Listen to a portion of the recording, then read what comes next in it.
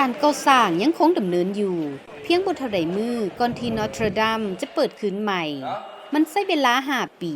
ใช้สร้างฝีมือและคนงาน 2,000 คนและงบประมาณหลายกว่า$700 ล้านสหรัฐในการปฏิสังขรณ์ผลงานที่สำคัญของรูปแบบศิลปะกอธิกที่ปรากฏขึ้นในยุโรปในยุคกลางสำหรับหลายๆคนที่อยู่ที่นี่ความพยายามนั่นแม่นคุ้มค่าเท่าดางจานประชาชนที่อาศัยอยู่ในเขตนครหลวงปารีสได้กล่าวเป็นภาษาฝรั่งว่า I'm proud that we were able to reconstruct Notre Dame in 5 years. ค่อยมีความภาคภูมิใจที่พวกเขาสามารถสร้างพระวิหารนอตรดามขึ้นใหม่ได้ภายใน5 ปีโดยใช้เทคนิคแบบดั้งเดิมและเคารพมรดกด้านวัฒนธรรมที่บ่เพียงแต่เป็นของประเทศฝรั่งเท่านั้นแต่ยังเป็นของคนในทั่วโลกในเดือนเมษายนปี 2019 หลายคนย่านว่าพวกเขาจะสูญเสียพระวิหารนอตรดามไปในเหตุการณ์ไฟไหม้ที่ลามอย่างไววาในพระวิหารดังกล่าวประธานาธิบดีเอ็มมานูเอลมาครงของฝรั่งให้คำมั่นสัญญาว่าพระวิหารดังกล่าวจะได้รับการปฏิสังขรณ์ขึ้นใหม่ให้ได้ภายใน5 ปีเงินบริจาคได้หลั่งไหลเข้ามาเป็นจำนวนหลายล้านดอลลาร์สร้างฝีมือจากทั่วโลกได้เข้าร่วมภารกิจอันยิ่งใหญ่นี้คุณพ่อจิลส์ดรูแองผู้อำนวยการสถาบันสูงสุดด้านพิธีกรรมอยู่ที่สถาบันคาทอลิกแห่งนครหลวงปารีสผู้ที่ได้มีส่วนร่วมในการปรับปรุงภายในของพระวิหารกล่าวเป็นภาษาฝรั่งว่า Ce que j'espère vraiment, c'est que I hope the reopening will be like during ข้าพ the เจ้าหวัง fires, ว่า a การ moment เปิด of ขึ้นใหม่ national unity จะเป็นคือกันกับช่วงเวลาที่เกิดไฟใหม่ก็คือช่วงเวลาของความสามัคคีในชาติซึ่งค่อนข้างหายากหลายในประเทศที่มีการแบ่งเป็นหลายขั้ว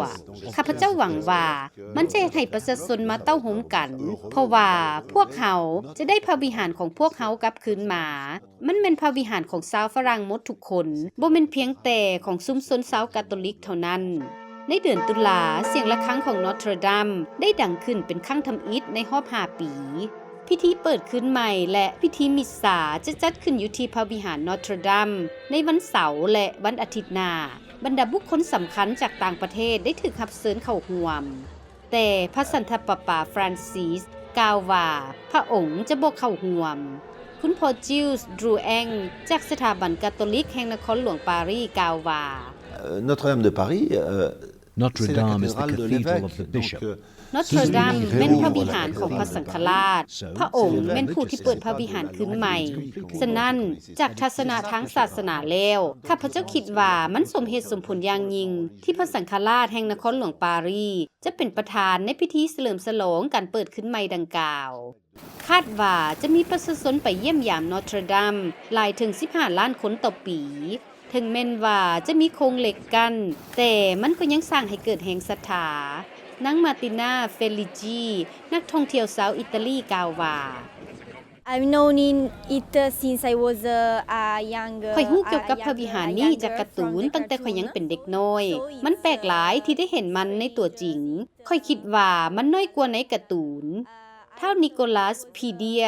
ครูสอนประวัติศาสตร์สาวแบนซิกกล่าวเป็นภาษาฝรั่งว่า La pierre est beaucoup plus Stone résistante is que always l'être more humain resistant than en termes หิน de ทนทานกว่ามนุษย์เสมอค่อยคิดว่านอตรดามก้าวหน้าไปกว่านั้นหลายศตวรรษบรรดาผู้ที่หลงไหลนอตรดามหลายคนหวังว่าเราจะเว้าถือและความสามัคคีที่ได้ช่วยในการสร้างพระวิหารขึ้นมาใหม่นี้จะยังอยู่ตลอดไปอาจนศักดิ์ VOA